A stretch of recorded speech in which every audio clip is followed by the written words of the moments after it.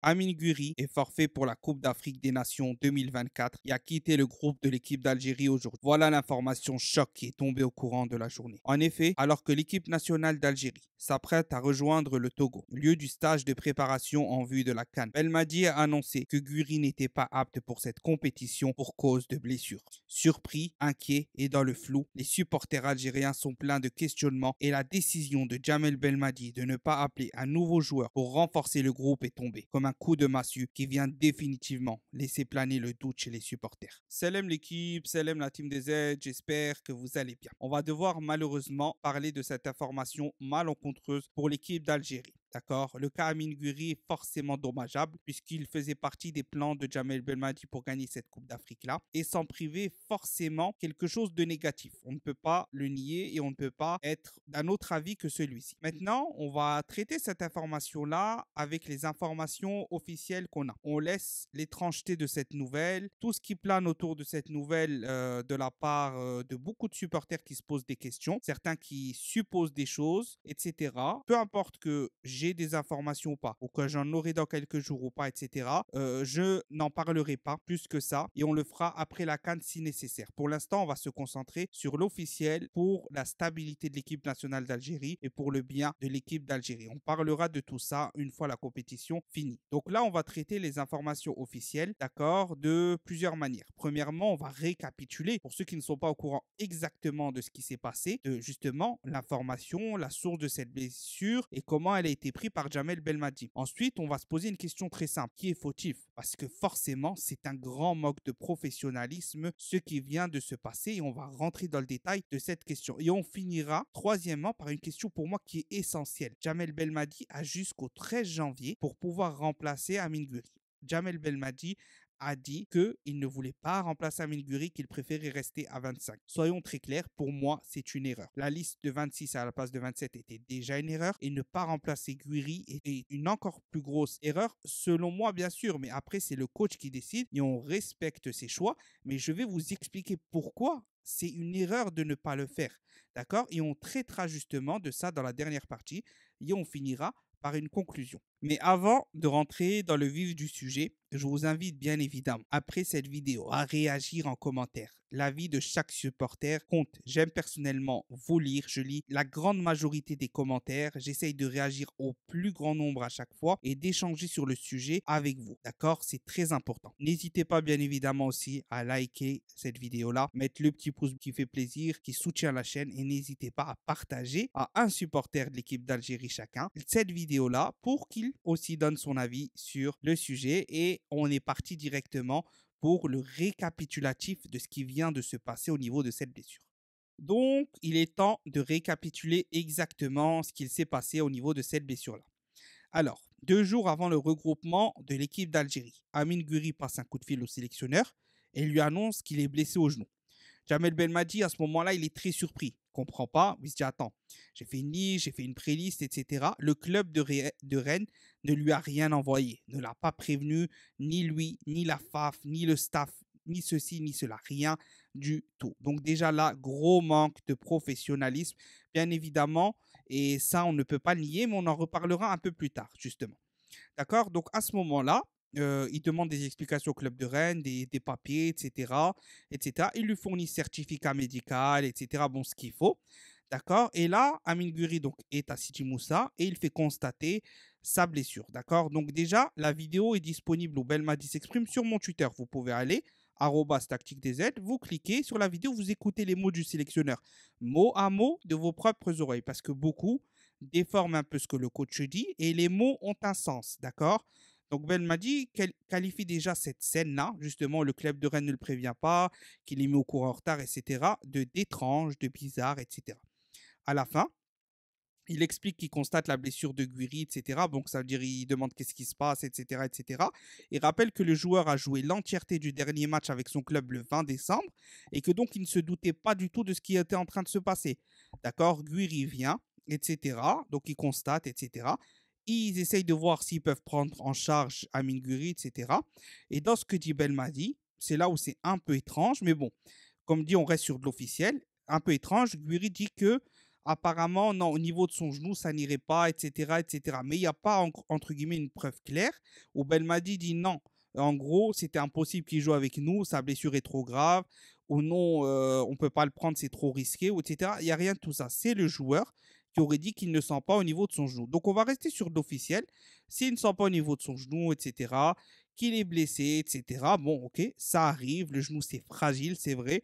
Ok, donc, bah, il passe, l'impasse est fait sur la canne, d'accord, pour cause de blessure. Donc, on s'arrête là. Ça, c'est de l'officiel, d'accord. Comme j'ai dit, si un jour il y a d'autres informations et on aura les informations, quoi qu'il arrive, d'accord, on en reparlera à ce moment-là. Mais c'est vrai que beaucoup de gens, comme j'ai dit, se posent des questions et à juste titre parce qu'il y a beaucoup, beaucoup de choses qui ne vont pas.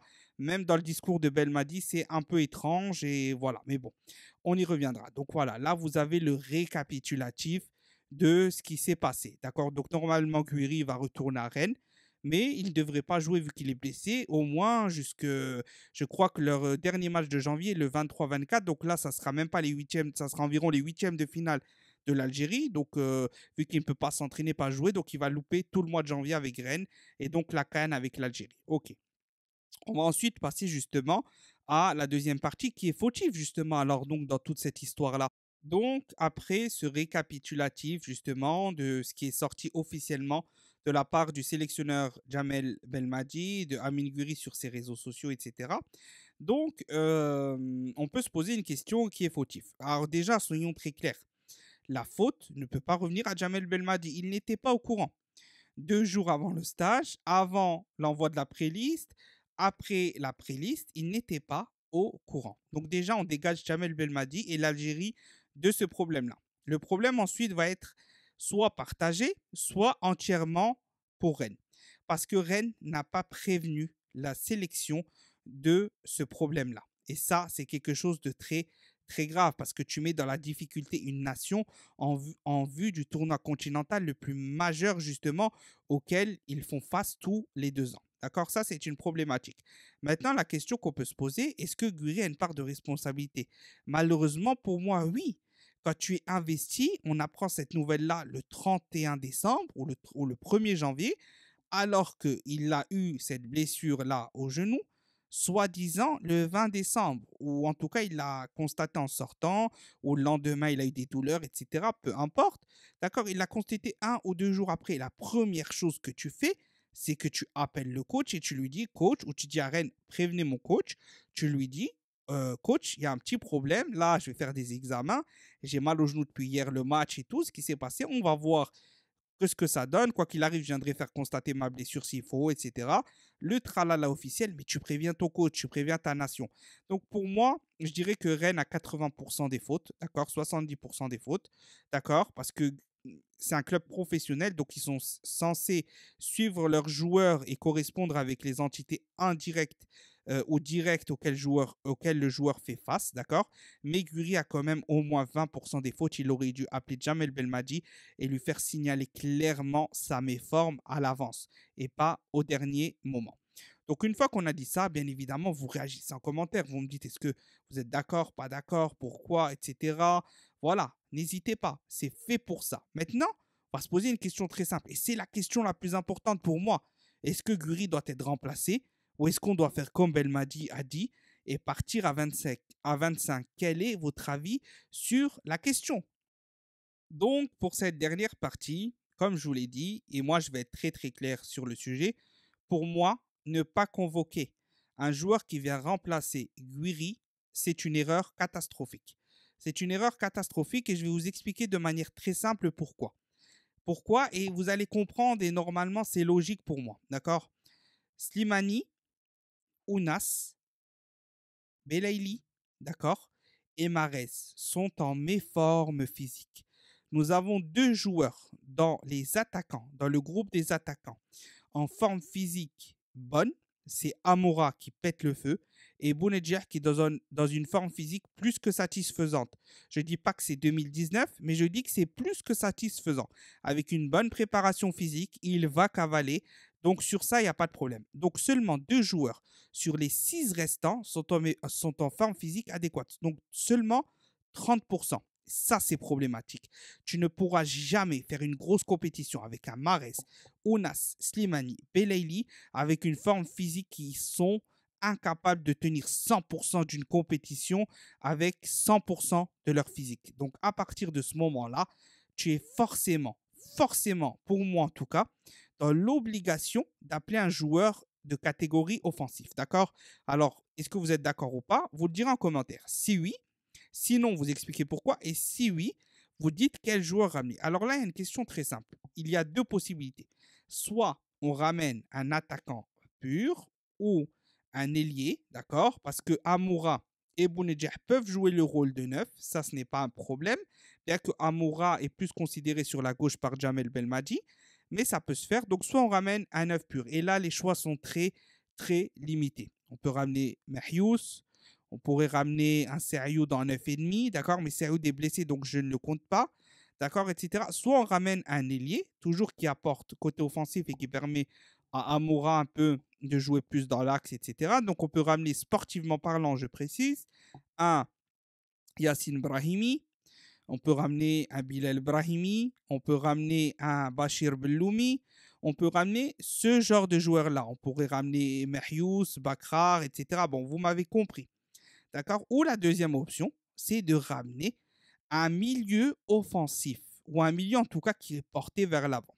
Dans ce cas-là, on a l'option Kadri devant nous et on a l'option Abdelli devant nous. Deux options plus qu'évidentes pour moi et c'est personnellement, je pense, ce que je choisirais ou je choisirais bien évidemment, peut-être, je dis bien, on est su Serioud, d'accord? Donc je ramènerai peut-être le jeune Belloumi parce qu'il est vraiment dans une forme flamboyante. C'est un jeune sérieux, appliqué, qui ne se plaindra pas d'être sur le banc ou en tribune quand il faut. Et on n'a strictement rien à perdre à le prendre. D'accord? Donc pour moi, ça se joue entre Kadri Abdelli ou Bachir Belloumi. Je précise que Yassine Brahimi, il n'y a aucune chance qu'il vienne en sélection. D'accord? Ce n'est pas sportif, mais il n'y a aucune chance qu'il vienne en sélection. Ben Rahma, il n'y a aucune chance qu'il vienne en sélection. Serioud, il n'y a aucune chance qu'il vienne en sélection. D'accord? Donc les choix sont assez limités. D'accord? Donc n'hésitez pas, vous, à me dire quelle serait l'option la plus évidente. Et aussi, dernièrement, est-ce que Belmadi va changer d'avis? On rappelle qu'il a encore 12 jours pour le faire, jusqu'au 13 janvier. Après, ça sera trop tard.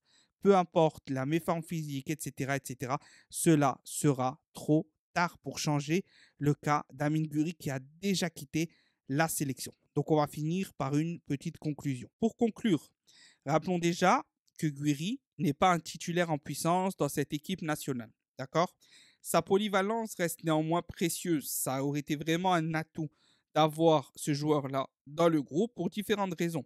Jouer à gauche, jouer dans une attaque à deux, jouer en 9 seul, jouer en 9,5, etc. Et se fondre dans le groupe qui certainement ira pour au moins 50 à 60% à la Coupe du Monde 2026 si on se qualifie. Donc, quoi qu'il arrive, c'était une expérience à faire. Et pour moi, vu qu'il ne va pas jouer avec Rennes et qu'il est blessé, quoi qu'il arrive, il aurait dû rester avec la sélection. J'ai du mal à comprendre, mais comme j'ai dit, on ne va pas rentrer dans les interprétations, les questions que les supporters se posent. Certains émettent des doutes sur sa sincérité, etc., la véracité, etc. Comme j'ai dit, on laisse ça de côté, la famille, ne tombons pas dans ça.